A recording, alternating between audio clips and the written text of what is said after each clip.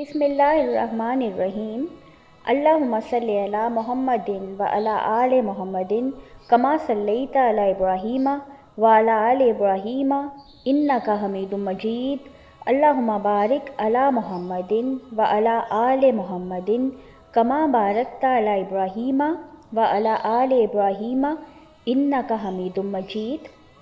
मुजर्रिब आसान वज़ाइफ के नाज़रीन को अस्सलाम अलैकुम व रहमतुल्लाहि व बरकातुहू। उम्मीद है आप लोग खैरियत से होंगे और अल्लाह से दुआ है कि आप सबको अपने हिफ्ज़ो अमान में रखे, आमीन। आज की मेरी वीडियो सूरह कुरैश के बारे में है।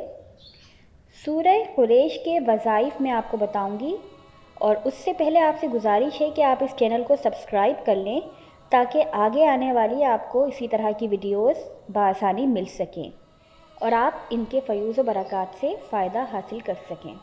सूरह कुरैश के फ़वाइद तो बहुत ज़्यादा हैं और उसके बहुत सारे वज़ाइफ भी हैं, जिनमें से कुछ मैं आज आपको बताऊंगी और बाकी अगली वीडियो में बताऊंगी। सबसे पहले, अगर किसी के गुर्दे में दर्द है तो ऐसे मरीज़ को चाहिए कि 7 दफ़ा सूरह कुरैश पढ़ के पानी पर दम करके पानी पी ले। ये अमल 11 दिन करें। इंशाअल्लाह गुर्दे में जिस वजह से भी तकलीफ़ और दर्द होगा वो इस अमल के करने से ख़त्म हो जाएगा। दूसरा इसका पढ़ने का तरीका ये है कि जो हम खाना खाते हैं, अगर वो खाना हमारे लिए फ़ायदेमंद नहीं होगा या कभी हम जिस तरह घर के बाहर खाना खाते हैं और फूड पॉइज़निंग का ख़तरा होता है या कोई भी वजूहात होती हैं, तो अगर ऐसे में हम खाना खाने से पहले हम 1 दफ़ा सूरह कुरैश पढ़ के उस खाने पर फूंक लेंगे तो खाने के बद असरात अगर होंगे तो उससे हम महफूज रहेंगे। इसी तरह दुश्मन की शर से महफूज रहने के लिए भी इसका एक वजीफ़ा है।